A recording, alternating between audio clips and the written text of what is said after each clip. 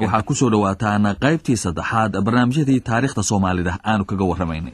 daraawiishtii Ingiriisku waa uu ka adkaaday hase yeeshee iskuma soo dhaweynin maamulka Ingiriiska iyo dadweynaha. dareenkii uu sayidku ka booday ee dugsigii Dhaymoole la odhan jiray ayaa weli jiray. sanadku markuu 1920 lix dugsi hoosaad oo la qorsheeyay ayaa waxa u socon waayeen markii la diiday cashuurtii xoolaha laga qaadi lahaa magaalada Burcana DC lagu dilay. hase yeeshee waqti dambe ayaa arday Soomaaliya loo diray wadanka Suudaan kuwaas oo markii dambe halgan u galay sidii dugsiye uga furmi lahaayeen dhulkii Ingiriisku uu ka talinayay. halgankaasi waxbarashada raggii hormoodka ka ahaa waxa ay ahaayeen Maxamuud Axmed Cali, Maxamed Shire Maxamed, Yuusuf Ismaaciil Gandhi, Cabdisalaam Xasan Suudaani iyo Yuusuf Xaaji Aadan.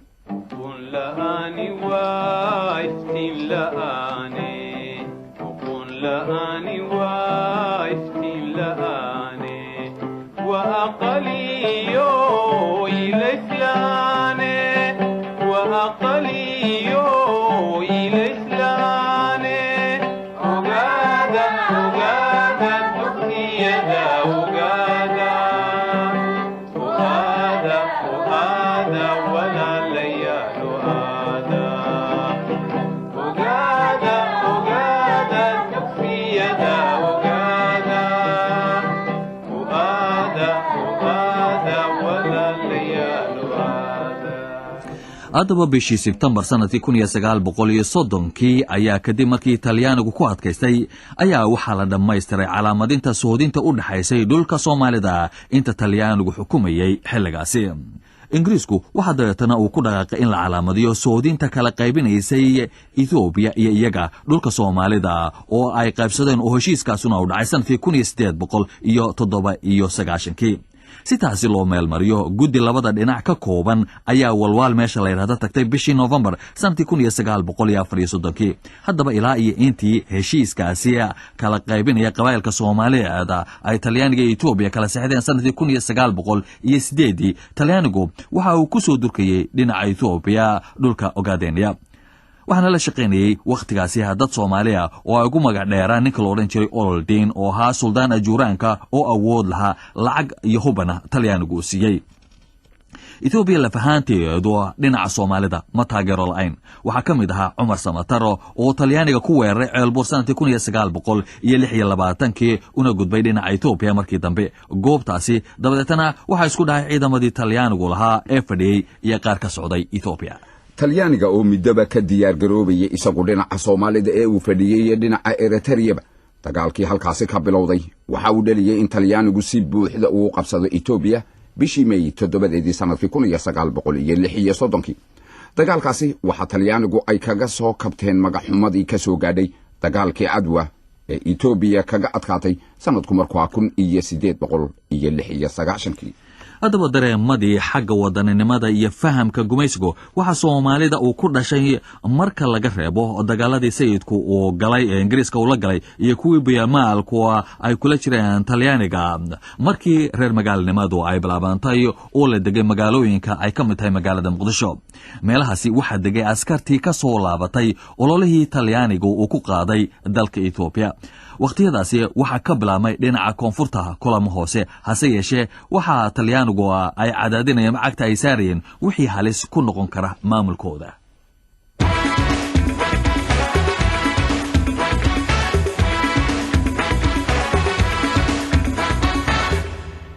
dhinaca Somaliland dhaqdhaqaaq ka lamid ah ayaa ka bilaabmay oo ay ka dambeeyeen xiriirkii cadan la lahaa iyo mujtamacyadii badmareenka ahaa ee deegaankaasi u dhashay. waxa kale oo weli ka sii jiray dareenkii halgankii daraawiishta. waxa dardar iyaguna sii galay dadkii wax ku soo bartay Suudaan iyo Cadan. dadkii baraarujinta sameynayay xilligaasi waxa kamid ahaa Xaaji Faarax Omar oo kamid ahaa shaqaalihii maamulka Ingiriiska. hase yeeshee markii dambe guubaabadiisii awgeed markii loo adkeysan way Ingiriisku u masaafuriyay magaalada Cadan. markii uu Cadan tageen Xaajigu halkii ayuu ka sii waday isagoo jaraa'idka wax ku qoraya jiray araajina u soo gudbin jiray xukuumadda Ingiriiska uu ku sheegayo mowqifka iyo aragtida dadka Soomaalida. sanadkii 1935 dad u badnaa ganacsata yaryar ayaa magaalooyinka Berbera, Burco iyo Hargeysa ka bilaabay urur siyaasi ah. waxa xilligaasi soo baxay urur la oran jiray SNS Somali National Society oo ujeedadiisu ahayd horumarinta waxbarashada iyo wax ka qabashada khilaafka qabaa'ilka. sanadkii 1937 shaqaalihii maamulka Ingiriiska ee Soomaalida ahaa ayaa urur samaystay la oran jiray Somali Official Union. markii haddaba uu bilaabmay dagaalkii labaad ee adduunyada bishii August sanadkii 1940 ayaa Talyaanigu Ingiriiska ka qabsaday dhulka Somaliland oo Ingiriisku ka talinayay hase yeeshee muddo 7 bilood oo kaliya ayuu haystay. Ingiriiska ayaa markaasi qabtay labada qaybeed oo Soomaalida markii dambe waqtigaasi Ingiriisku haystay koonfurta Soomaaliya dhaqdhaqaaqyo ayaa ka bilaabmay siyaasadeed kii ugu xooga roona uguna muhiimsana waxa uu ururkii la oran jiray Somali Youth Club amaba SYC oo bishii May 13keedii 1943 laga furay magaalada Muqdisho kadib markii muddo 7 ah laga xaajoonay furitaankiisa iyo dastuurkiisaba sarkaalkii xagga siyaasadda ugu qaabilsana Ingiriiska waqtigaasi halkaasi fadhiyay. naadigaasi waxa uu ka koobnaa 13 xubnood. dhiirigelinta ururkaasi raggii ugu xooga badnaa waxa kamid ahaa Cabdulqaadir Sakhaawadiin, Yaasiin Xaaji Cismaan Sharmaarke iyo Xaaji Maxamed Xuseen. 3 sano kadib waxaa rasmi ahaan xubno uga ahaa 25,000 oo qof. sanadkii 1947 waxa naadigii SYC uu isu bedelay SYL, waxaana uu laama ku yeeshay Ogaden, Hawd, British Somaliland iyo Kenyaba. SYL waxa ay bilowday dugsiyo waxaana la dhiirigeliyay fartii Cusmaaniyada oo yeelatay muhiimad wadaninimo. Aw Jaamac Cumar Ciise ayaa inooga warramaya. waa nimankii leegada curiyay 13 leegada ayaa la yiraahdaa. 13 nin weli kama maqal idaacadaha gobolladay ka kala yimaadeen. aan isweydiinay ma reer xamar bay ahaayeen, ma reer galbeed bay ahaayeen, ma reer bari bay ahaayeen. 3 nin waxay ahaayeen reer Banaadir, Cabdulqaadir Sakhaawadiin, Xaaji Maxamed Xuseen, Dheere Xaaji Dheere. 3daasu reer xamar bay ahaayeen, reer Banaadir baa la oran jiray. 4 waxay ahaayeen reer Mudug, Yaasiin Xaaji Cusmaan, Daahir Xaaji Cusmaan, Maxamed Xirsi Nuur, Cali Xasan Maxamuud. 4taasna waxay ahaayeen reer Mudug. 3na waxay ahaayeen Shabeellaha Dhexe, Jowhar iyo aagaas ayaan u jeedaaye. Maxamed Cali Nuur, Cismaan Geedi Raagi, Maxamed Faarax Hilowle. 3daasuna waxay ahaayeen Shabeellaha Dhexe. 3na waxay ahaayeen gobolka Shabeellaha Hoose, waa Maxamed Cusmaan Baarbe iyo Huudow Macal Cabdille. ninna wuxuu ahaa gobolka Togdheer koonfurta magaalada Burco, Maxamed Xaaji Cabdullaahi Xayeysi. Ingiriiskay u tageen oo waxay yiraahdeen waxaad noo ogolaataa meel kilaab ah oo aanu ku sheekaysano waxna ku baranno.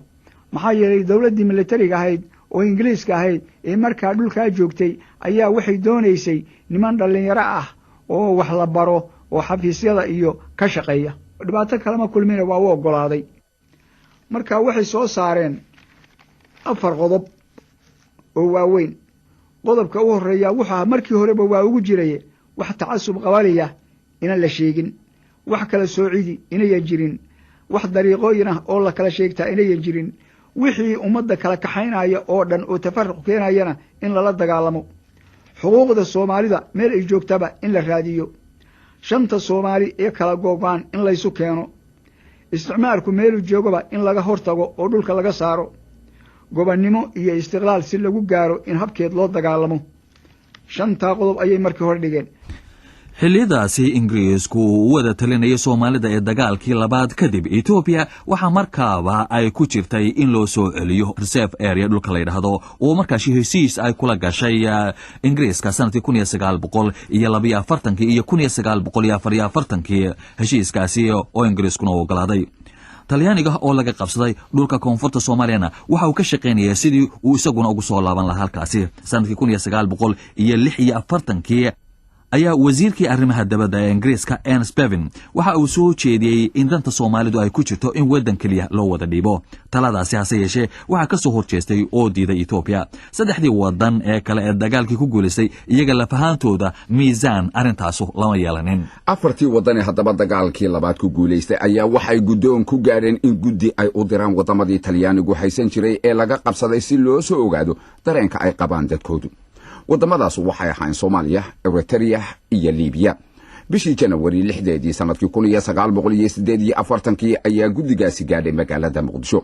marka ay guddigu gaareen magaalada Muqdishona waxa ay la kulmeen kala qaybsanaan Soomaalida dhexdeeda, waxaana kuwa iyagu taageersanayn talyaaniga loo dhiiba ay la soo baxeen calamadii talyaaniga iyo halkudhegiya talyaaniga hase ahaatee guddi waxa ay codsadeen in SYL loo ogolaado inay sameeyaan banaanbax ay ku eegaan dadku sida ay doonayaan 11 bishii Janaayo sanadkii 1948 hase ahaatee talyaanigii meesha joogay iyo kuwii taageersanaa ayaa iyaga oo hubaysan soo baxaysay ay u kala jebiyaan kulankii SYL ay qabanqaabinaysay halkaasi dabadeed waxa ka dhacay dagaal ay ku dhinteen ilaa iyo 50 qof oo Talyaani sida ku qoran buugga la yiraahdo A Modern History of Somalia oo qoray professorka la yiraahdo I.M. Lewis haddaba Cabdiqaadir Maxamed Aadan oo soobe ku magac dheer oo kamid ahaa ragga muddada dheer iyo ku jiray siyaasadda Soomaalida ayaanu weydiinay kuwa Talyaaniga doonayay waxa barnaamijkoodu ahaa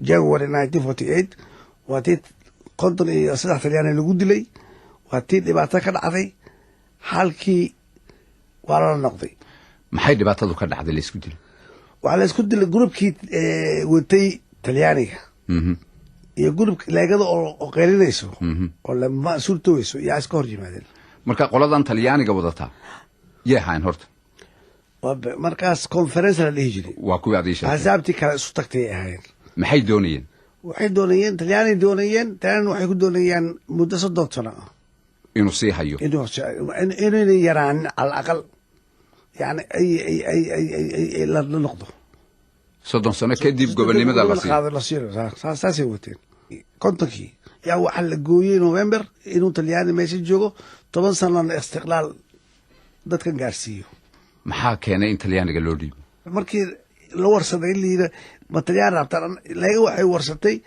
4 power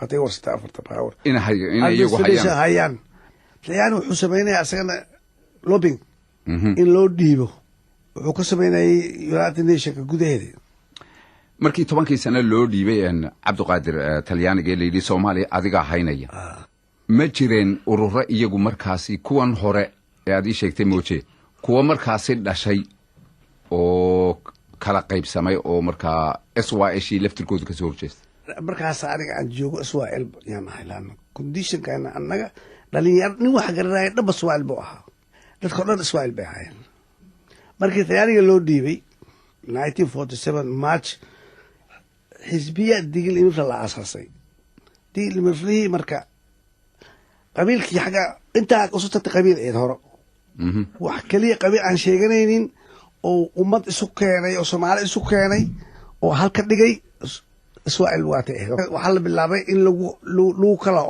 kala ordo istiqlaalki SYL waxa ka soo daahiray aniga tayd aragtadayda qabiilnimo aniga waxaan ahaa ragga u horeeyay oo SYL ka tagay sanadkii 1951 bishii November haddaba sanadkii 1949 ayaa golihii guud ee Jimciyadda Quruumaha ka dhaxaysa muddo 10 sanadood u xil saaray Talyaanigu inuu xukumo koonfurta Soomaaliya 1948 ayaa Ingiriisku isna go'aan ku gaaray in dhulka Soomaalida ee maanta ka tirsan Ethiopia uu ku wareejiyo sidii ay dhigeen heshiisyadii labada dhinac dhex maray sanadihii 1942 iyo 1944 go'aankaasi oo jigjiga laga dhawaaqay waxa ka dhashay rabshadahaasi oo ay ku dhinteen dad tiradooda ay gaarayso ilaa 25 qof oo Soomaaliya hase yeeshee 23 bishii September sanadkii 1948 ayuu Ingiriisku Ethiopia ku wareejiyay dhulkaasi 29 November 1954 ayaa Ingiriisku heshiis cusub uu la galay Ethiopia oo kaga baxay dhulka la oran jiray Hawd iyo Reservoir goorma ayaa haddaba Ingiriisku u sheegay dadka Soomaalida ah inuu bixiyay Hawd iyo Reservoir ama dadka Soomaalida ay ogaadeen waa kan Umar Artaqalib sanadku markuu ahaa 1954 xisbiga kaliya siyaasiga markaa jira wuxuu ahaa SNL oo markii uu horeysay lagu bilaabay SNS Somali National Society markii dambena isu bedelay Somali National League sheekh waa xarunta tacliinta ee markaa lagu barbaarinayay madaxdii maalintaasi berrito la oran karay waxaanu markaa dawladdii Ingiriiska xukumaysa weydiisanay inaanu soo barano dalkayaga. That means Somaliland waanu naqaane. Hawd and reserved area ayaanu doonayna inaanu soo baranaan ku nidhi. Hanaloo diyaariyo baabuuro iyo sidii aan u tegi lahayn. Waayahay baa layidhi.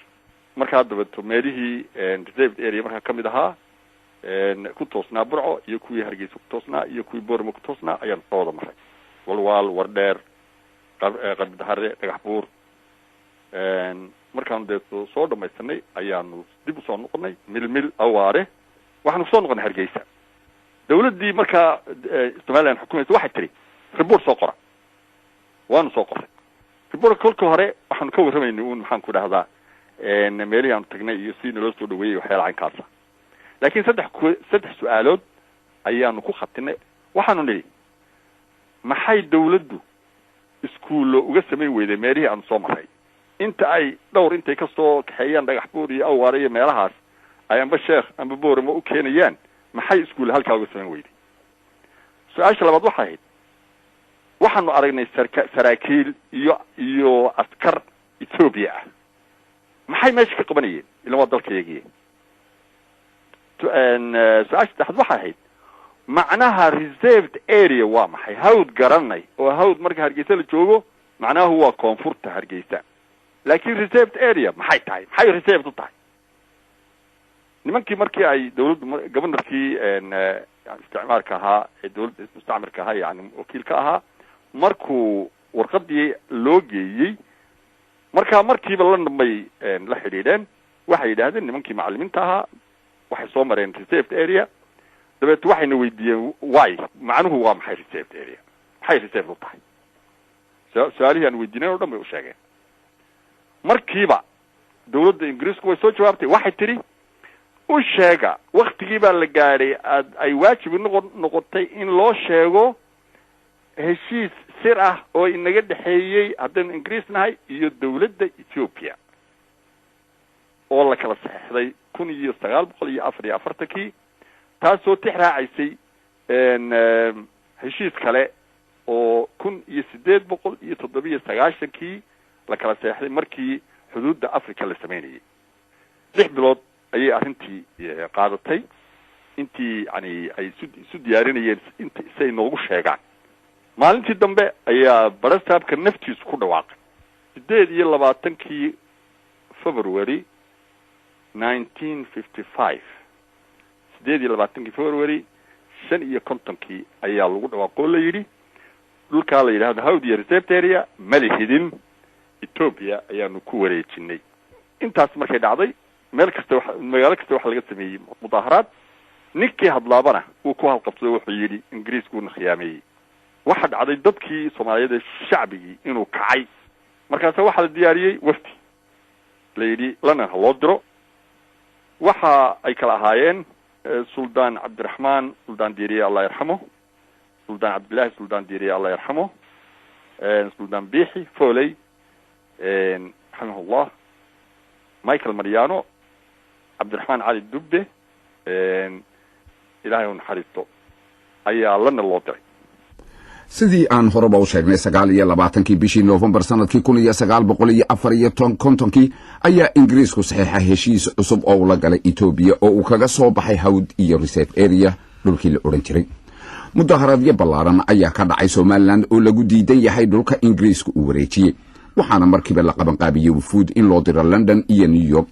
abril sanadku markuu ahaa 1956 ayaa wafdi ka socda guddiga baarlamaanka Ingiriiska ugu qaabilsan xiriirka dibaddu ay tageen Ethiopia si ay ugala soo xaajoodaan Ethiopia dhulka la isku haystay ee Soomaalida oo ay doonayeen inay dib uga iibsadaan. hase ahaatee uma suuroobin. 25 bishii August sanadkii 1956 ayaa boqorkii la oran jiray Haile Selassie ee Ethiopia markaasi ka talinayay hadal uu ka jeediyay magaalada la yiraahdo Qardahare. waxaana uu ku sheegay in Soomaalidu ay ka mid yihiin qoyska weyn ee Ethiopia. wahagaag dhegeystayaal intaasna waxaanu ku soo gabagabeynaynaa barnaamijkii saddexaad oo ka mid ah barnaamijyadii xiriirka ee aanu kaga hadlaynay taariikhda Soomaalida.